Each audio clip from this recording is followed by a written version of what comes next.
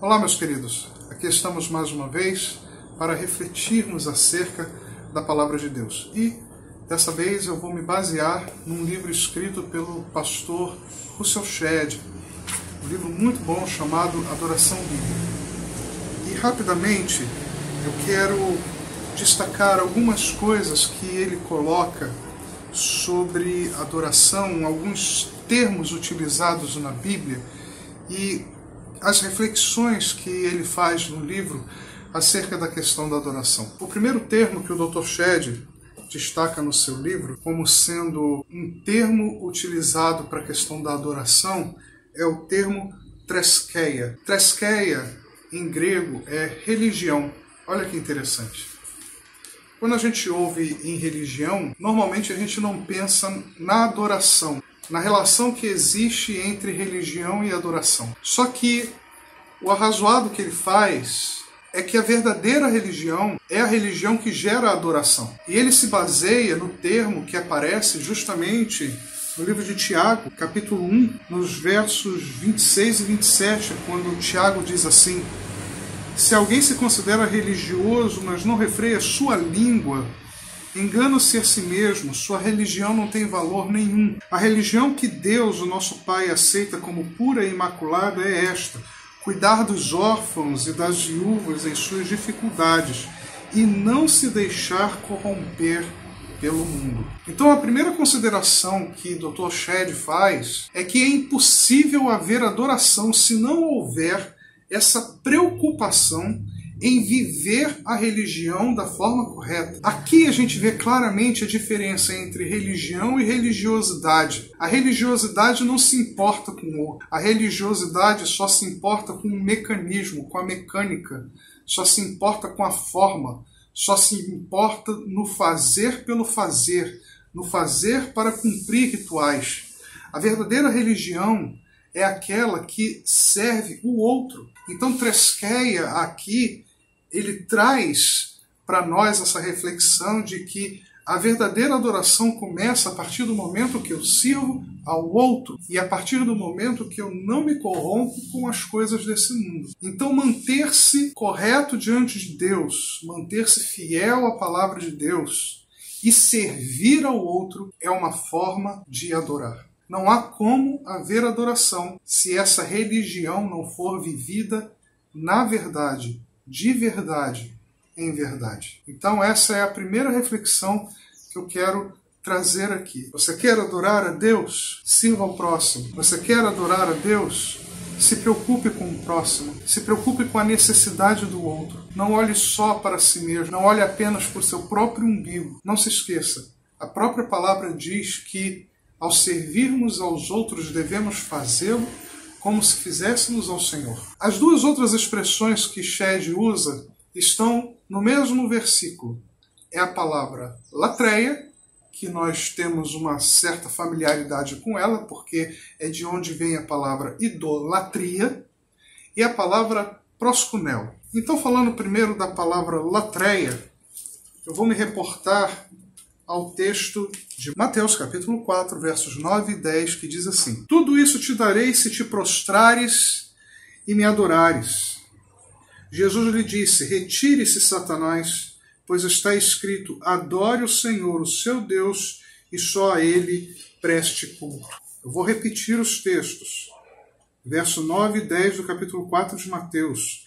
Ele disse: tudo isso te darei se proskunel me latreses. Jesus lhe disse: retire-se, Satanás, pois está escrito: proskuneses ao Senhor, o seu Deus, e só a ele latreses. Então, pensando ainda na palavra latreia, latreia significa serviço. Enquanto treskeia traz esse serviço às pessoas, ao próximo, latreia se aproxima mais da questão do serviço direto ao Senhor. É diferente de um outro termo também utilizado, que é sebeim, mas sebeim ele se refere a um termo específico para o sacerdote, para as pessoas que trabalham exclusivamente no templo, enquanto que latreia é um termo geral para qualquer pessoa que queira servir diretamente ao Senhor, fazer as obras daquele a quem ele serve. Latreia, ele já traz esse contexto de um serviço intencional ao Senhor. Então aqui, em Mateus,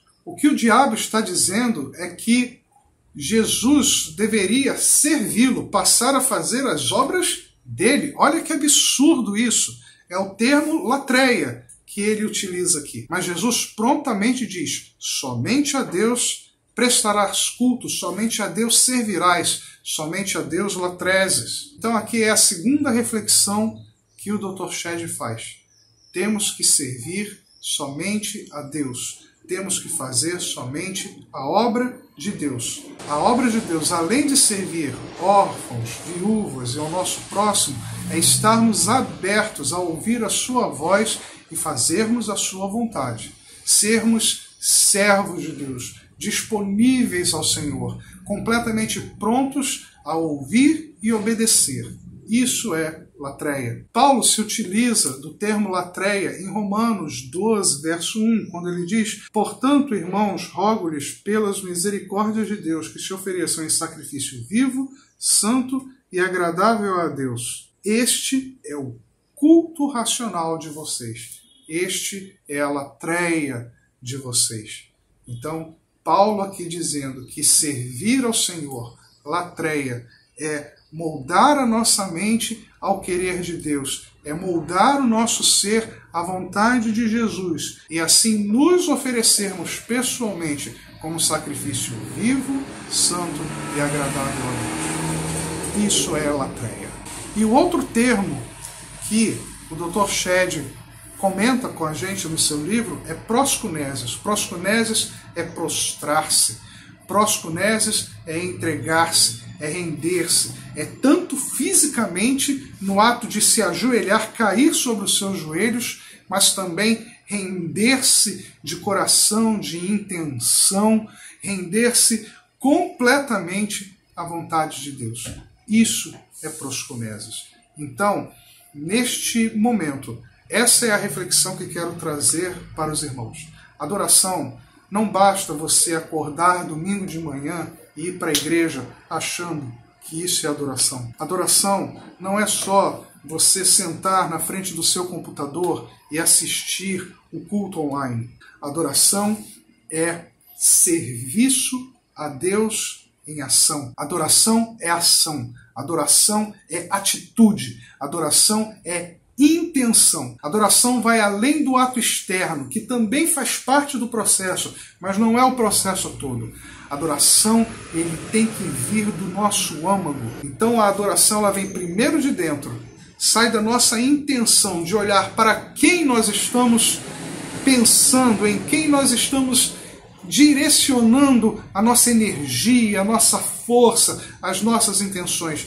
E aí, nesse direcionamento, primeiro pensando para quem nós vamos direcionar essa nossa fé, essa nossa intenção, essa nossa vontade, e a partir dessa intenção gerar atitudes, gerar serviço ao próximo, serviço aos necessitados, serviço ao Senhor no sentido de estarmos abertos à sua vontade e fazer aquilo que Ele deseja, não só no sentido de sermos cumpridores da palavra de uma forma farisaica, mas de realmente entendermos qual é a boa, perfeita e agradável vontade de Deus, nos oferecendo assim nesse sacrifício vivo ao Senhor. A palavra que Paulo usa aqui é maravilhosa, sacrifício vivo, um sacrifício que é atuante, um sacrifício que é intencional. E a partir daí, nós nos rendemos completamente, nós entendemos quem nós somos e nós reconhecemos quem é o Deus a quem servimos. Entendemos assim essa diferença absurda que existe entre nós, entre Criador e criatura. Mas assim também nós enxergamos essa graça de Jesus que nos une através da sua cruz, que faz com que essa relação esteja completamente próxima e junta novamente, que antes foi separada pelo pecado, mas a cruz, o sangue e a ressurreição de Cristo nos trouxeram de volta ao Senhor. Toda essa reflexão, tudo isso produz em nós a verdadeira adoração. Então, nessa reflexão, que sejamos os verdadeiros adoradores que o Pai procura, porque esse é o desejo do Senhor. O Senhor ainda hoje procura adoradores. Seja então esse adorador, viva de verdade essa adoração. E que Deus nos abençoe.